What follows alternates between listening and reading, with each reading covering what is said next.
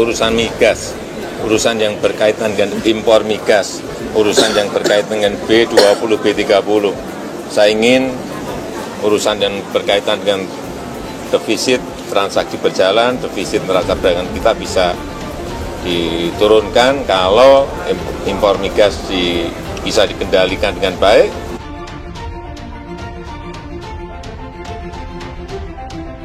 Keterpilihan Anies adalah momentum kebangkitan mafia migas.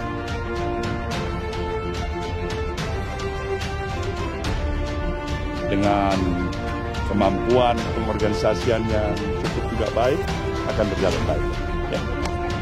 Ya maksimalnya ya 5, tapi nanti akan merujuk menjadi 3. Seperti yang telah kita ketahui semua, saya pikir sudah merupakan pemahaman kita semuanya.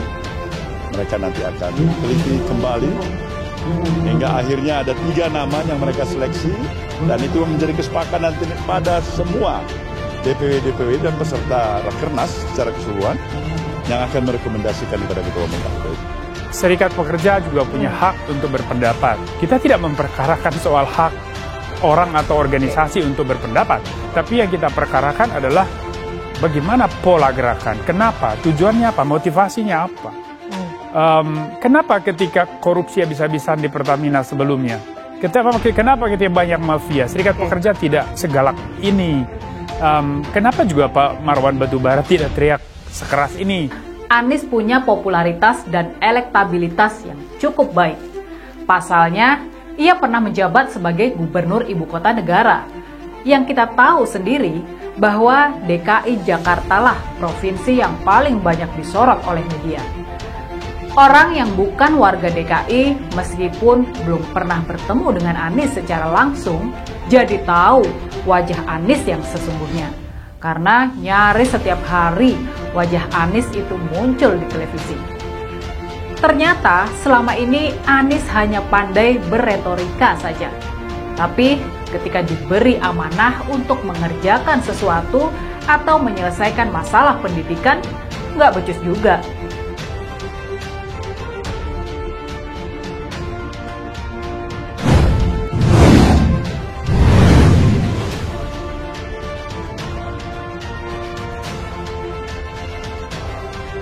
Sedari awal, Nasdem telah melupakan pentingnya menyeleksi siapa figur yang pantas untuk diusung sebagai capres yang membuat elektabilitas partainya semakin anjlok.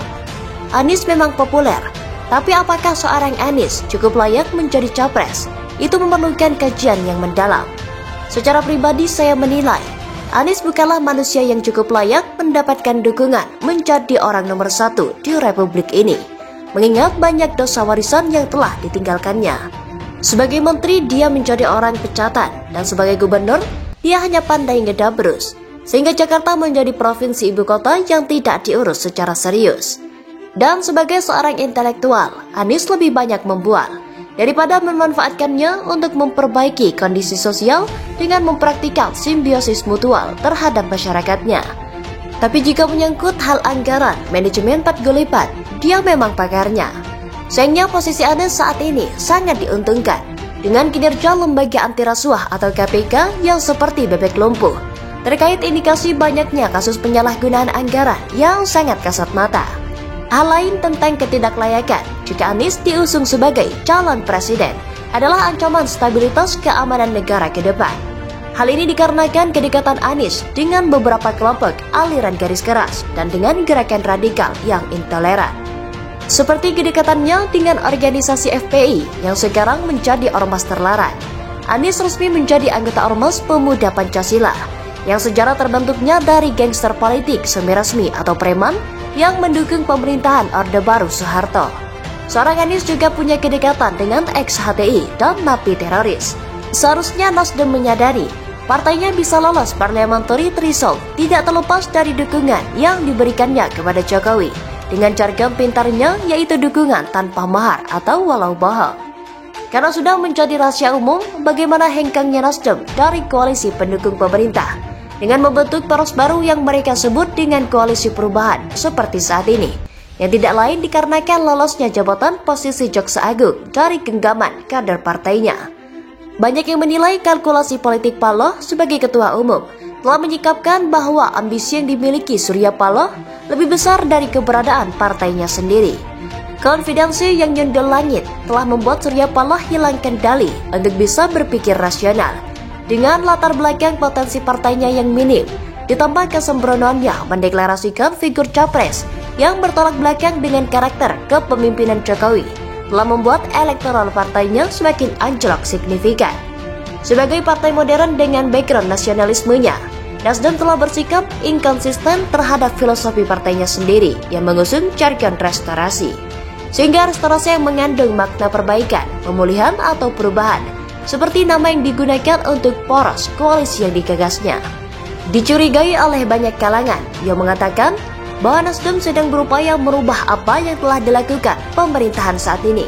Mengingat tokoh yang diusungnya memiliki gaya kepemimpinan sebagai antitesa dari pemerintahan saat ini, yang tengah berjuang menjadikan Indonesia sebagai negara yang maju.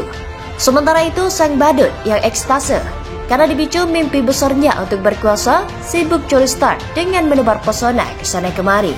Walau hal itu disanggah pihak Nasdem dengan mengatakan bahwa Anies saat ini sebagai orang biasa dan belum terdaftar sebagai capres. Dan saat ini Nasdem sedang mengalami keterpurukan disebabkan banyak elit dan kader partainya yang hengkang meninggalkannya. Hal ini menyeratkan secara jelas bahwa sebagai partai berbasis nasionalisme, Nasdem telah menjadi partai yang mengedepankan egoisme ketua umumnya, sehingga ditinggalkan kadernya yang menganggap bahwa Nasdem telah mengkhianati platform partainya sendiri. Kabar terakhir dari Nasdem telah ditinggalkan oleh dua elit partai yang memiliki pengaruh besar di internal partainya, yaitu Enggar Luikita dan Siswono Yudhohusodo.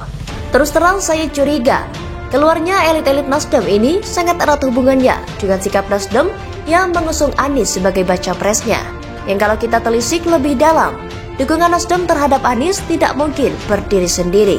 Saya menduga hal ini ditengarai oleh oligarki yang ingin menjadikan Indonesia sebagai ladang untuk menggeruk keuntungan yang sebesar-besarnya jika Anies menjadi presiden. Bukankah kedekatan Surya Paloh dengan beberapa penguasa hitam yang menjadi mafia migas sudah menjadi rahasia umum? Seperti Reza Khalid yang menjadi buronan negara bisa menghadiri gelaran acara Nasdem. Jika hal ini benar, maka Indonesia akan menghadapi kondisi yang sangat genting. Hanya satu pilihan yang bisa kita lakukan. Menghancurkan Nasdem berarti menenggelamkan Anies Baswedan yang menjadi boneka oligarki.